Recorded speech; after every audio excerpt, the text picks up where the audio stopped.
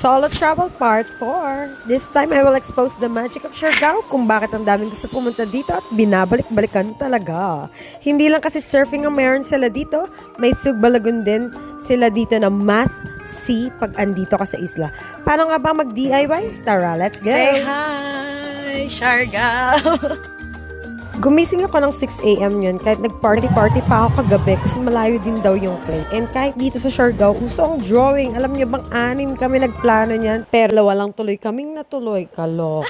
Masalamat pa din ako at nagising tong isa. Let's go! Kasi ko pa naman pupunta kaya hindi ko alam kung anong ganap sa lugar. For the biyahe na nga kami ng almost 2 hours and may ways naman kaya hindi ka maliligaw. Eh, napaka-chicks na tong kasama ko at di marunong magmotor. Kaya fighting. Buti na lang may family. Kaya tamang sunny person na lang kami. Kaso bago ang lahat, heto yung mga prices nila. Ma'am, bali 1,650 kayo. 1,650 per person? Per person. Oh, diba? Laking tipid ko dyan. OMG. So, what are you waiting for? Tara na agad-agad. There's picture everywhere. Shana all mabuti. Say hi! Mukhang ako lang iitim dito Sugba Lagoon is located sa bayan ng Del Carmen. And madadaanan nga dito yung second biggest mangrove system sa buong Pilipinas.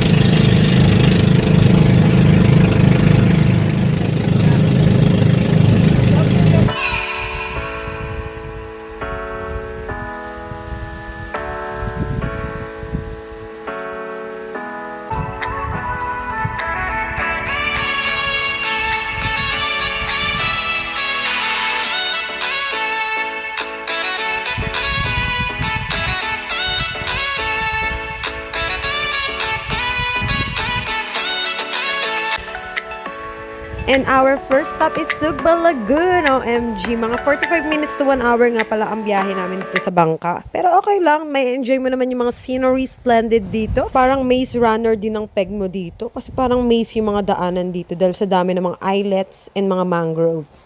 And pagdating mo nga isasalubungin ka nga ng napakagandang tubig ng Sugba Lagoon. OMG talaga.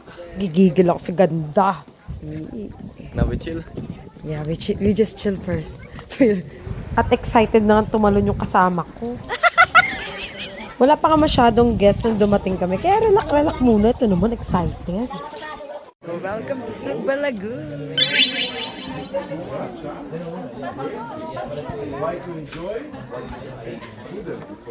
So, pwede kayo maki-joiner pag pupunta kayo dito. Tapos pwede kayo mag-kayak and mag-cliff jumping.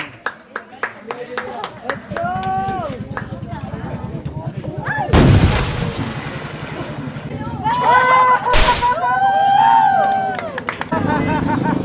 Ganyan bata. Sana po. Sa totoo lang, hindi agad ako nakapag-swimming yan. Alam mo yung feeling na napuno ng hangin yung tiyan mo dun sa boat ride. Kaya tamang pakip na lang muna tayo. And heto yung pinakasikip na gawin dito sa Sugba Lagoon na hindi mo dapat ma-miss, kundi kulang ang experience mo. Charat! Na kahit manginig ang tuhod natin, laban lang!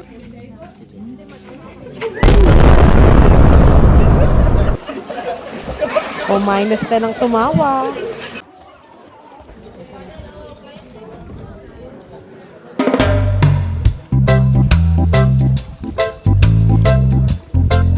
At syempre, hindi rin tayo papatalo. For the talon din ng bag. Let's go!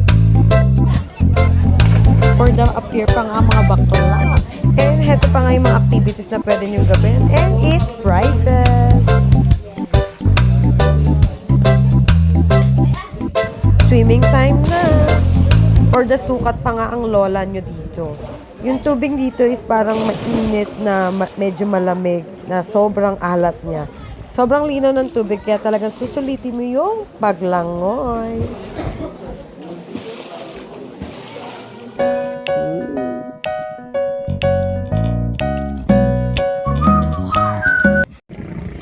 TikTok then YouTube. Why are we going around? For real. Pedal faster. Oh, Jiva, napaka-chicks nitong hayop na to. Ay, char. Like a good button. Yun totoo, saan talaga kami pupunta?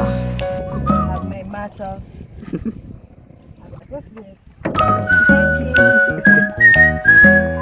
Yeah, let's go.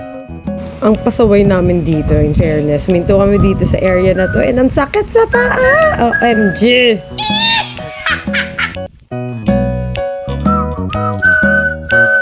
But look how amazing! Let's go home. Overtime na kami. Char.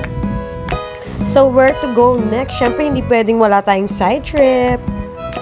Pero bago yan, another magic ng Siargao is yung islang walang problema.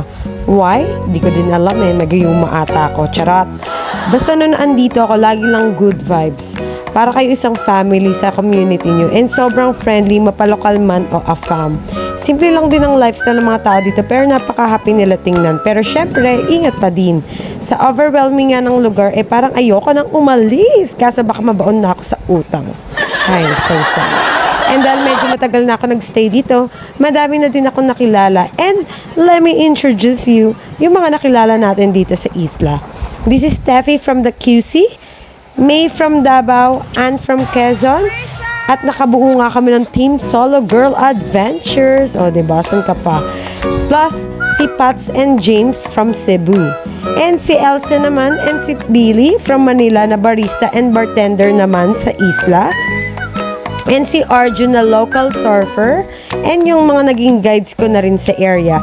And syempre, pang international din ang peg natin. So, hello Doman from Switzerland, Alex and Simon from Paris, and madami pang iba. Kaso, alam niyo naman, ulyana ng lola nyo, kaya nakalimutan ko na yung mga names. Pero mostly nakilala ko is from Hostel. Naging roommates ko, kaya choose your hostel na. So, you can watch my full accommodation hopping for sure. Makakatulong yan sa pag-iisip mo where to stay in Siargao.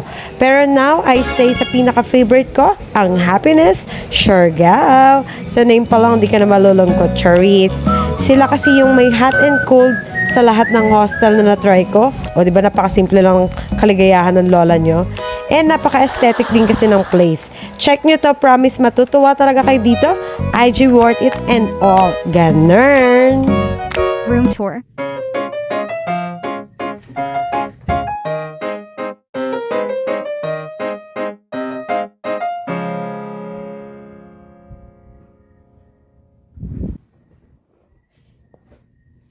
Huy, tuloy na natin ang side trip. We're here in... May anong island to? Kawagan? Marawagan? Kawagan. Kawagan sa kabila yun. Okay. We are in Kawagan. Ano? Kuya, ano yung pangalan? Kawagan? Kawagan. Kawagan. We are here in Kawagan. O, take two. Bulol na, ulyanin pa. Kaloka talagang traveler to. Welcome to Kawagan. Don't forget to like and comment where you came from so I know how far my video reached.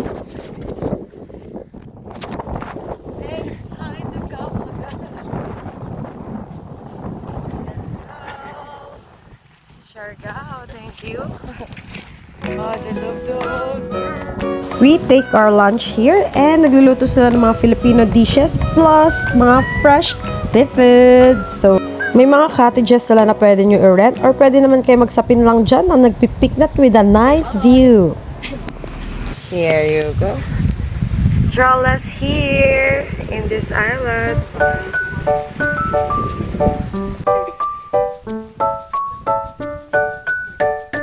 Fresh buko.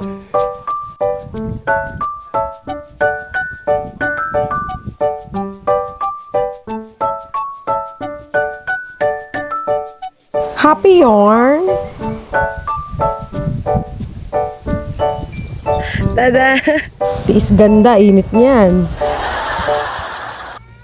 Then lipat isla naman tayo sa kabila. Let's go! Recording. Okay. Action. Welcome to... Nakalimutan ko what's the name of the island. I don't know. O, diba? Napakaulyanin talaga. Kaloka. I don't know. Siargao!